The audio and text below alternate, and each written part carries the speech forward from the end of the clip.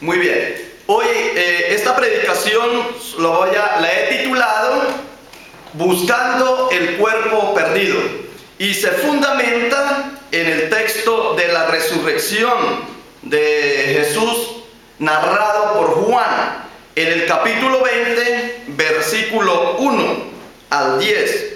En el capítulo 20, versículo del 1 al 10, María Magdalena va de mañana aún oscuro al sepulcro y vio quitada la piedra del sepulcro. Ella va temprano y ve que la piedra está quitada. Y entonces corrió y fue a Simón Pedro y al otro discípulo, aquel al que amaba a Jesús, y les dijo: se han llevado del sepulcro al Señor y no sabemos dónde le han puesto. La preocupación de María Magdalena era el cuerpo de Jesús. Por eso el título de esta predicación se llama Buscando el cuerpo perdido. A mí me interesa bastante este tema porque ¿qué era lo que más les interesaba a los discípulos de Jesús? Y era su cuerpo, porque inmediatamente corrió a prisa Pedro y llegó al sepulcro, y bajándose a mirar dice que vio los lienzos puestos allí, pero no entró. Luego llegó Simón Pedro tras él y entró al sepulcro y vio los lienzos puestos allí y el sudario que había estado en la cabeza de Jesús, no puestos en los lienzos, sino enrollado en un lugar. Y entonces entró también el otro discípulo que había venido primero al sepulcro y vio y creyó. ¿Creyó en qué? Creyó en la resurrección. Pero sin embargo, en ellos queda la preocupación. ¿Y dónde está el cuerpo? ¿Qué era lo que se les había perdido a los discípulos? María estaba buscando el cuerpo de Jesús. Los discípulos estaban buscando el cuerpo de Jesús. Se les había perdido el cuerpo. No había mucha preocupación si Jesús había resucitado o no. No había la preocupación de dónde estaba el espíritu de Jesús, dónde estaba su alma. Hoy día cuando muere alguien, nosotros decimos, para darle consuelo a la familia: no, tranquila, que esa persona, su papá o su hermano, o el que esté ahí muerto, dice: no se preocupe, ya está en el cielo. Y la persona dice: ah, qué bueno, sí. Pero aquí no había preocupación por si Jesús estaba en el cielo, su espíritu, sino la preocupación era dónde estaba el cuerpo de Jesús. Y era que Jesús había dicho: porque el Hijo del Hombre ha venido a salvar lo que se había perdido. Y aquí vemos que el cuerpo de Jesús está perdido. No encuentran el cuerpo de Jesús. Y más adelante, en otro pasaje, ellos habían escuchado: porque el Hijo del Hombre, hablando de Zaqueo, vino a buscar y a salvar aquello que se había perdido. No solamente a buscarlo, no solamente a salvarlo, sino a buscar y a salvar. Y recuerden otro pasaje, recuerdo en este momento el pasaje de Zaqueo, el de Zaqueo, porque el que acabé de decir, el del hijo pródigo. Cuando el hijo vuelve al hogar, el papá dice: mas era necesario hacer fiesta y regocijarnos, porque tu hermano era muerto y ha revivido, se había perdido y ha sido hallado. Esto de perder algo es algo que llama la atención. Cuando a uno se le pierden las llaves, uno se desespera. O se le pierde un papel que necesita con urgencia y empieza uno a buscarlo. En estos días estaba en el mall y pasó una señora buscando a su niño. Y es que se me perdió el niño, ¿lo han visto por aquí? Yo dije: no, yo no he visto a nadie por acá. Se desespera uno cuando algo se le pierde. Los discípulos estaban desesperados. se les había perdido el cuerpo de Jesús y ellos estaban buscando el cuerpo. Lo más curioso de esto es que a los soldados también se les había perdido el cuerpo de Jesús, a los soldados que lo estaban cuidando. Y ellos tramaron algo. Le dijeron los comandantes a los soldados: ustedes deben decir, los discípulos de Jesús vinieron durante la noche mientras dormíamos y robaron el cuerpo. ¿Dónde está el cuerpo de Jesús? Pues María Magdalena buscándolo, los discípulos buscándolo. Y estos soldados, los romanos, o los que lo estaban cuidando, dijeron: no, digamos que fueron los discípulos. Y yo me imagino que cuando le preguntaron a los discípulos dijeron: pues nosotros tampoco sabemos. Es muy parecido como cuando dicen la frase, y lo vi en estos días, están en la televisión. ¿Quién dijo la frase? Solo sé que nada sé. Y dice el otro: no, pues si no sabía el que la dijo, mucho menos va a saber yo. Así estaban los discípulos, perdidos. Como cuando alguien llega y le dice: oiga, es que están diciendo que yo te caigo mal. Y dice el otro: no, pues ni me caes, ¿cómo me vas a caer mal? Esto es muy parecido como cuando se dice por ahí que más perdido que el hijo de Limber. O también no sabe ni quién le pegó a Lucas. Los discípulos no sabían. Le estaban echando la culpa que ellos habían robado el cuerpo. Y ellos no sabían dónde estaba el cuerpo de Jesús. ¿Dónde estaba el cuerpo de Jesús? Y entonces Jesús tuvo que aparecérseles. Y según la versión de Lucas dice: ¿por qué están ustedes asustados cuando se les apareció Jesús? ¿Por qué tienen el corazón lleno de dudas? Miren mis manos, miren mis pies. Pueden ver que de veras soy yo. Tóquenme y asegúrense de que no soy un fantasma, pues los fantasmas no tienen cuerpo, como ven que yo tengo. Mientras hablaba, él les mostró sus manos y sus pies. Les probó que era el cuerpo de Jesús. Y los discípulos, en unos pasajes dice que se llenaron de alegría. Otras veces dicen se llenaron de asombro. En otro momento dice se llenaron de miedo al ver el cuerpo de Jesús.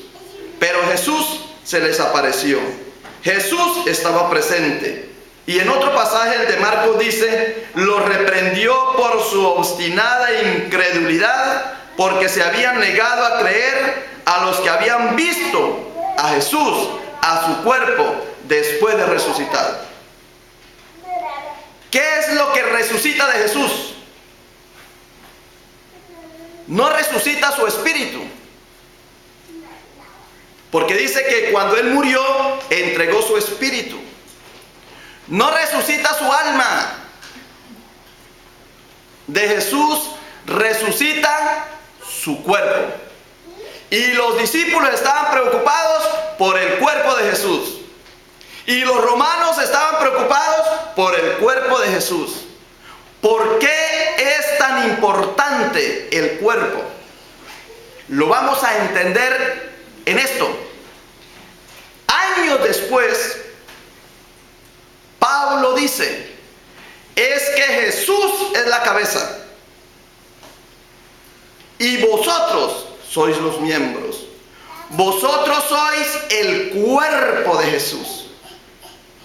Entonces, cuando desaparece el cuerpo de Jesús, ¿qué es lo que queda? Queda el cuerpo visible, que somos nosotros. Jesús es la cabeza. Nosotros somos el cuerpo de Jesús. Dice Pablo: Cristo es la cabeza en la cual nosotros, la iglesia, somos su cuerpo. Él es el principio, es supremo sobre todos los que se levantan de los muertos. Así que Cristo es el primero en todo. Cristo resucitó, lo vieron los discípulos, se alegran los discípulos de ver el cuerpo de Jesús. Y luego Jesús asciende al cielo. Ya no vuelven a ver su cuerpo. La iglesia queda triste otra vez. La gente queda conmovida. Ya no es Jesús en su cuerpo quien los está acompañando. Esta es la tesis mía. Ahora voy a hablar yo, como dice Pablo por ahí. Esta es mi tesis. Mire, los discípulos están preocupados por el cuerpo de Jesús. Los romanos desean ver el cuerpo de Jesús y dicen mentiras allí. Los discípulos encuentran el cuerpo de Jesús y en ese momento que encuentran el cuerpo se alegran, se entusiasman, les da mucho gozo. Algunos no creen, pero dicen que creyeron después de ver que Jesús les da muestras, evidencia de que es Él. Pero Jesús asciende al cielo y entonces vuelve otra vez la fe de los creyentes a quedar en ascuas, a quedar en dificultades, porque nosotros creemos viendo el cuerpo de Jesús. Nuestra fe se entusiasma si vemos el cuerpo de Jesús. Y gracias que Pablo nos recuerda, mire, ustedes ya no van a ver el cuerpo de Jesús caminando físicamente. ¿Por qué? Porque ahora ustedes son el cuerpo de Jesús. Ustedes son la ilustración de lo que significa Jesús en la tierra. Ahora es la iglesia. Por eso más adelante dice Pablo, ¿no se dan cuenta de que sus cuerpos en realidad son miembros de Cristo? ¿Acaso un hombre debería tomar su cuerpo que es parte de Cristo y unirlo a una prostituta, a una ramera? No estoy diciéndolo yo, lo está diciendo Pablo en 1 Corintios 6:15. Luego él hace una diferencia y dice, nosotros como cuerpo de Cristo somos cuerpo santo, cuerpo místico, cuerpo integrado, cuerpo sano, porque el cuerpo de Jesús está absolutamente saludable. Y más adelante dice Pablo, ¿no sabéis que sois templo de Dios y que el Espíritu de Dios mora en vosotros? Es decir, nosotros somos cuerpo de Cristo. Cada uno de nosotros pertenecemos al cuerpo de Cristo sistemáticamente, estructuralmente. Pero en este cuerpo que somos nosotros, habita el Espíritu Santo.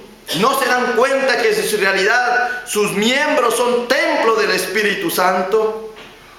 Somos habitación donde vive la plenitud de Cristo. Somos templo de Dios. Cristo habitará en nosotros a medida que confiemos en Él. Dice, echarán raíces profundas en el amor de Dios y esas raíces nos mantendrán fuertes. La pregunta aquí es, ¿somos conscientes nosotros de que el cuerpo de Cristo es la iglesia?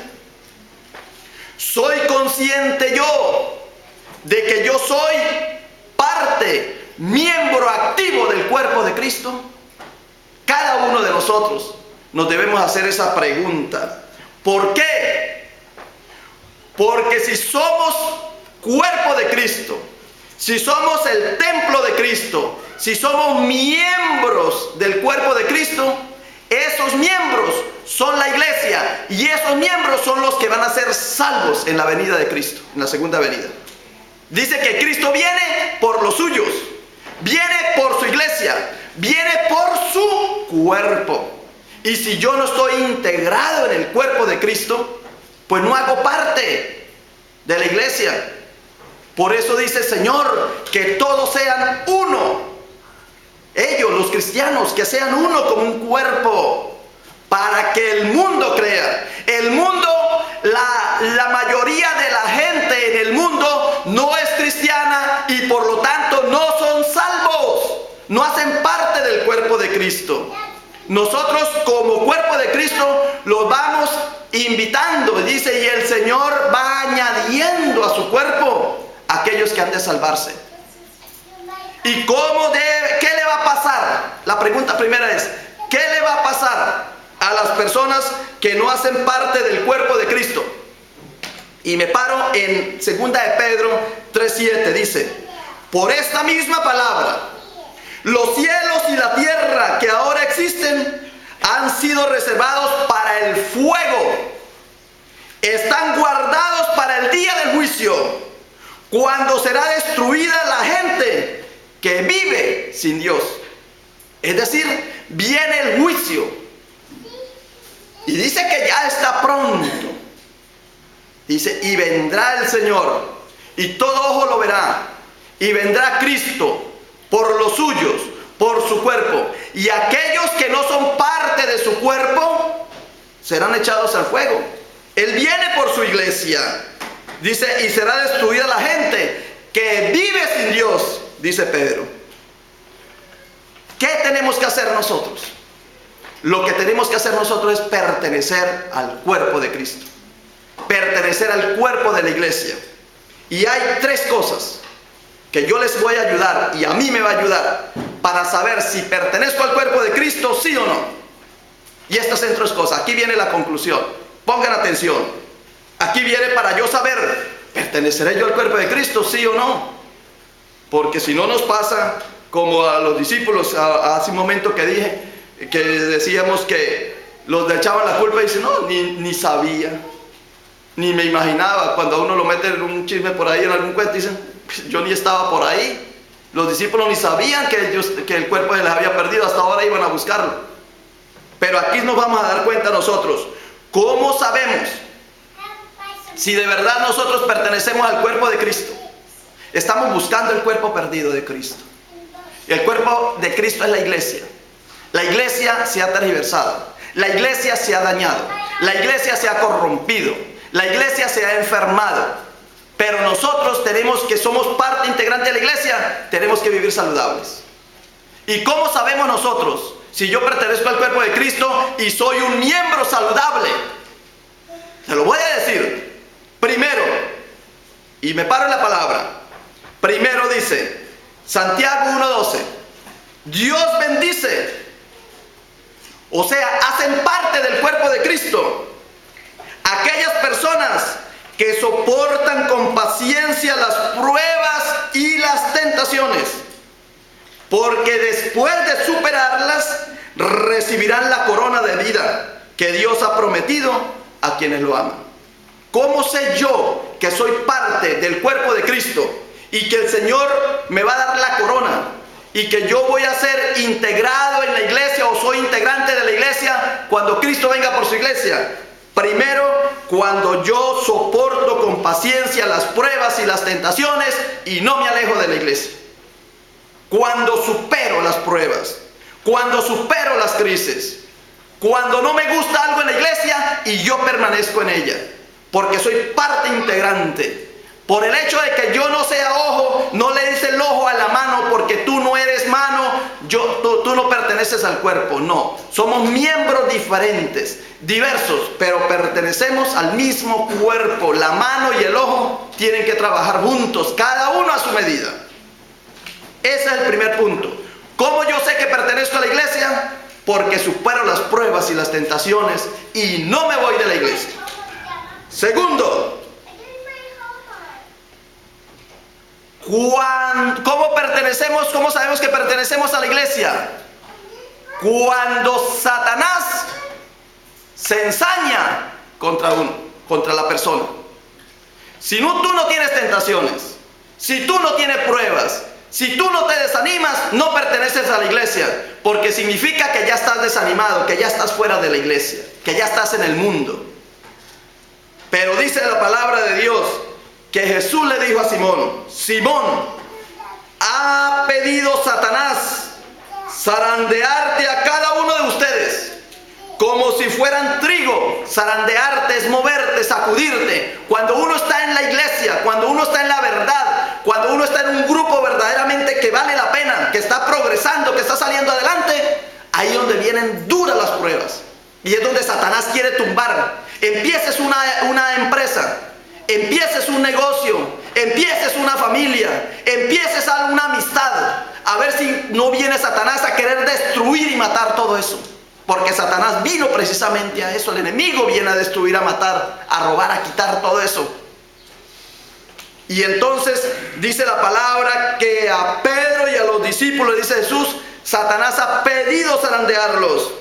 Pero también dice la palabra, yo he rogado en oración por ti, Simón, para que tu fe no falle, de modo que cuando te arrepientas y vuelvas a mí, fortalezcas a tus hermanos. Luego, ¿quién pertenece al cuerpo de Cristo en segundo lugar? Aquella persona que pasa la prueba, que no se deja dominar por el enemigo, que resiste y que alienta a los hermanos en la fe. Hermana, ¿usted va a ir el domingo al culto? No, porque viene una tía. Hermana, ¿y por qué no le dice a la tía que venga por la tarde y llévesela a la iglesia? Él está ayudando a la hermana. O porque tengo sueño, o porque tengo que ir a tal parte.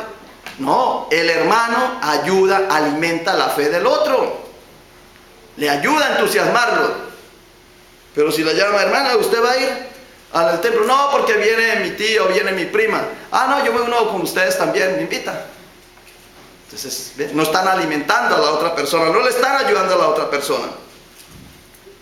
Nosotros tenemos que ayudarle a las otras personas, pero para eso tenemos que arrepentirnos, tenemos que haber nacido de nuevo, tenemos que ser personas diferentes y ser personas que nos duela pertenecer a la iglesia, que sintamos el sentido de pertenencia a la iglesia.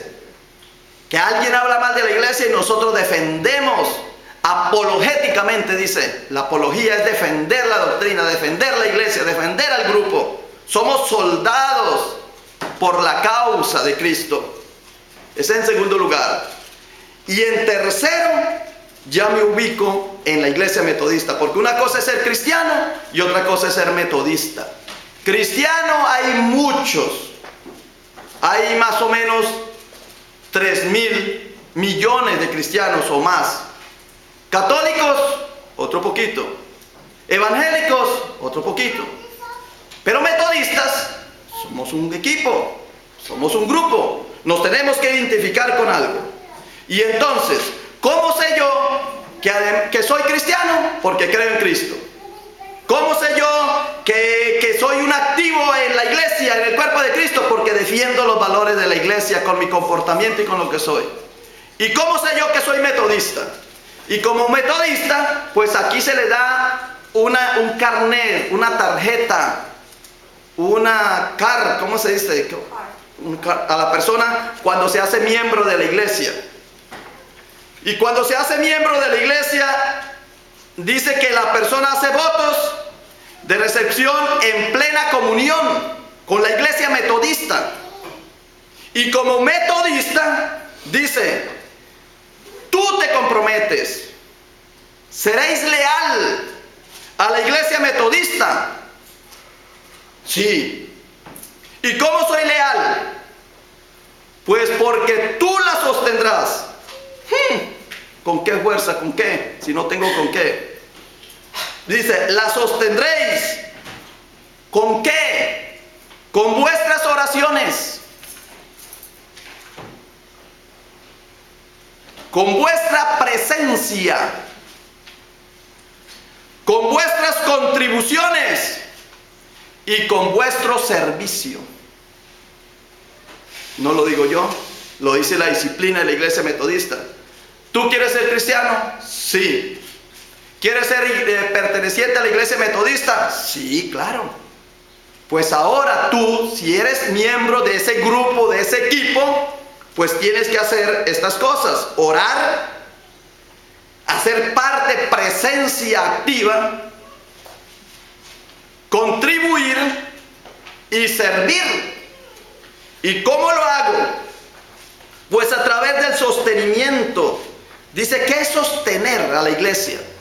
Sostener es sustentar, es soportar, es mantener a la iglesia, es costear a la iglesia, es defender a la iglesia, es alimentar a la iglesia y sufrir por la iglesia. Tú ya haces oración, excelente. Tú vienes a los servicios entre semana y en los equipos de trabajo que tenemos y en las actividades de la iglesia, y tú dices, tengo que ir a la iglesia, excelente, eres un bueno de la iglesia, perteneces al equipo, al ministerio que se está levantando. Tú contribuyes a la iglesia. Y lo estoy grabando. Y esto lo van a ver en la iglesia metodista, y lo va a ver mi superintendente, y lo va a ver el obispo cuando se lo traduzcan, o los obispos que saben en español, Y sustentar a la iglesia metodista, sostener a la iglesia metodista es dar diezmos. El diezmo es sagrado en la iglesia metodista. Tú debes sacar la 10ª parte de lo que tú ganas y dárselo a la iglesia, al ministerio en el cual tú estás. Pertenecer a la iglesia metodista es, además del diezmo, dar ofrendas. Cuando se hacen colectas, cuando se hace la comida, participar en la comida. Cuando se hace las actividades de la alcancía, los proyectos, hay que llenar la alcancita, el cerdito, el marranito. Son ofrendas. Cuando se pasan el plato porque hay una reunión de educación cristiana o una reunión y a alguien se le ocurre pasar el platillo para recoger la ofrenda, eso es propio de la iglesia metodista. Dar la ofrenda. Es propio de la iglesia metodista hacer promesas en enero. ¿Con cuánto vas a contribuir tú durante el año? Tú tienes un presupuesto, porque la iglesia metodista trabaja con presupuesto. Cuando el comité de finanzas se sienta para hacer el presupuesto, ellos saben con cuánto dinero pueden contar para el próximo año. En la iglesia metodista se deja herencias. ¿Y qué es una herencia? Pueden ser acciones. Que cuando tú te vas a morir, dejas acciones en la iglesia metodista. Eso no es extraño para un metodista. Para una persona nueva que entra a la iglesia, claro que sí. Pero esta iglesia tiene 135 años de fundada, aquí en Del Río. Y muchos de ustedes llevan años y años aquí en la iglesia. Y ustedes saben que en la iglesia metodista se dejan herencia, se dejan acciones. Que en la iglesia metodista se dan terrenos para el ministerio, dejan terrenos. Que en la iglesia metodista dejan casas y dejan dinero en el testamento. Por eso cuando viene el superintendente, pregunta, ¿quién dejó herencia este año? Primero pregunta, ¿cuántos se murieron? No, pues el que está dando el reporte dice, se murieron 3, 4. ¿Y quién dejó herencia? Porque las herencias en la iglesia metodista, según la disciplina, lo administra la junta de síndicos. Para que se alegre el hermano Eloy, que va a tener billete de ahora en adelante con esta predicación. Esa es la iglesia metodista. ¿Qué vamos a hacer? Yo me siento muy orgulloso, muy contento, muy feliz. Yo me adapté a la iglesia metodista y predico lo que predica la iglesia metodista porque estoy en ella, porque me identifico con sus valores. Pero esta predicación la hago con el propósito de que nosotros de nuevo hagamos la iglesia como es el cuerpo de Cristo. Por eso lo he predicado, buscando el cuerpo perdido. Yo estoy buscando todavía en esta iglesia el cuerpo de Cristo. Y ustedes tienen que buscarlo en mí.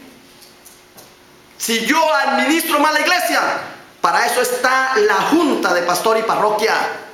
O para eso están los comités, el comité de pastor y parroquia. Para eso están los diversos comités.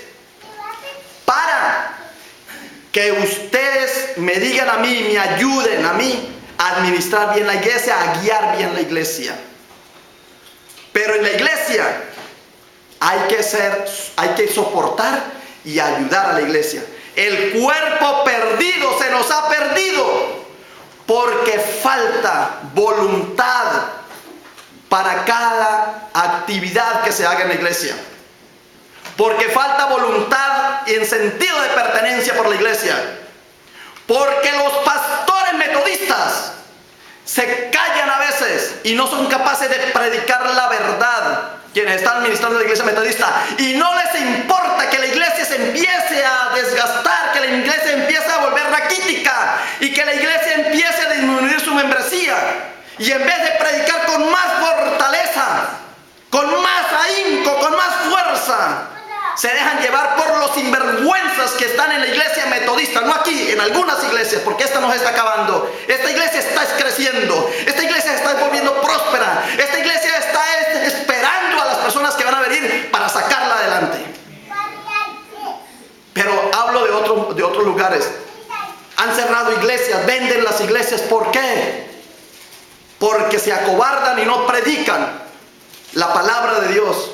No exigen al grupo de membresía que los miembros de la iglesia metodista deben sostener a la iglesia metodista, que los miembros de la iglesia metodista deben orar por su iglesia, ayunar por su iglesia, vigilar por su iglesia, que somos todos el cuerpo de Cristo. Que en la iglesia metodista tenemos que ser presentes. Aquí en el censo del 2010 dice que hay 1000 metodistas. En el censo del 2010 dice que 1000 personas en el Río dijeron que eran metodistas. Yo no los considero metodistas si no pertenecen al cuerpo de Cristo, si no vienen a su iglesia, tanto en la Angla como en esta.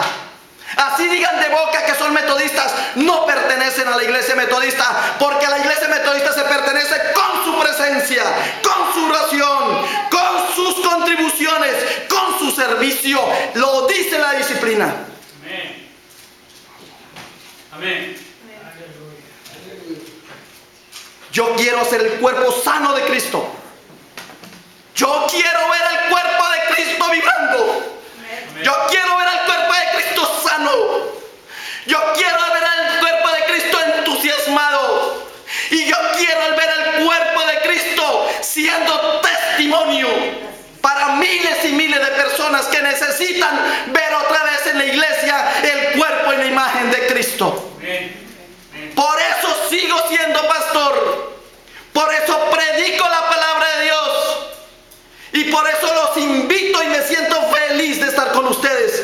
Porque ustedes demuestran con su presencia, con sus contribuciones, con su apoyo, con su servicio, de que ustedes quieren pertenecer al cuerpo de Cristo. Ustedes valen mucho, hermanos y hermanas. Esta predicación la he hecho con amor, la he hecho con temor y la he hecho para sentar un precedente, que aquí en la iglesia metodista quien manda es Cristo y la disciplina. Somos metodistas, somos cristianos, pertenecemos a la iglesia y vamos a progresar cada vez más. Gracias, Señor. Gracias, Padre Santo, porque en esta predicación, en el día de la resurrección de Cristo, tenemos que transformarnos, tenemos que convertirnos, tenemos que nacer de nuevo. Gracias, Padre Santo, porque esta predicación me ayuda a mí. Y yo sé que le va a ayudar a muchos hermanos, no solamente en nuestra iglesia, sino a muchas personas que van a ver y escuchar esta predicación. Oh Padre Santo, todo lo ponemos en tus manos, en el nombre precioso de tu Hijo Jesucristo. Amén. Aleluya. Gloria al Señor.